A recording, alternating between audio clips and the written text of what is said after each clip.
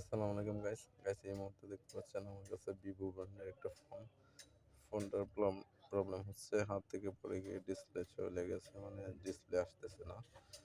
তো সেজন্য ফোনটা আমি খোলার পর দেখলাম যে ডিসপ্লে কানেক্টরটা উঠে গেছে।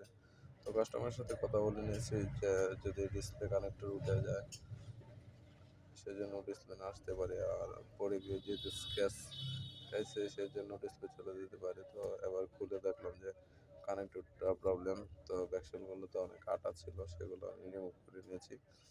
তো এবার নাটগুলা খুলে সেটা ওপেন করে দিয়ে দেখবো যে ডিসপ্লেটা আদৌ ঠিক আছে কিনা। যদি ঠিক থাকে তাহলে কাজটা অনেকটা খুশি হবে। ধন্যবাদ।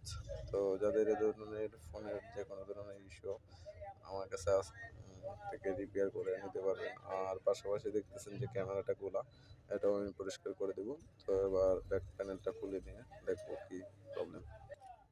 তো আপনাদের দেখিয়েছিলাম যে এটার মধ্যে ময়লা ছিল ক্যামেরাটা, সেটা আমি পরিষ্কার করে দিয়েছি আর ডিসপ্লে কানেক্টরটা বসিয়ে দিয়েছি। তো এবার সরাসরি আপলোড করে দেখবো যে আমার ডিসপ্লেটা ঠিক আছে কিনা। আশা করি যেহেতু কানেক্টরটা উঠে গেছে, ডিসপ্লেটা ঠিক থাকার কথা। তো ফোনটা আমি অন করে ট্রাই করে দেখবো যে আমার ডিসপ্লেটা এখন ওকে আছে কিনা। তো দেখতেই পারতেছেন ডিসপ্লেটা ওকে আছে। তো ব্যাটারি কানেক্টরটা খুলে গেছে আবার, তো এটা লাগিয়ে আবার চেক। তো দেখেন আমি ব্যাক প্যানেল লাগিয়ে নিয়েছি। তো এবার অন করে দেখবো যে আমার ডিসপ্লে ভালো আছে কিনা। তো ডিসপ্লেটা একবার দেখছিলাম যে ওপেন হয়েছে। তো এই যে দেখেন আলহামদুলিল্লাহ ডিসপ্লেটা ওকে আছে। তো ধন্যবাদ সবাইকে। আসসালামু আলাইকুম।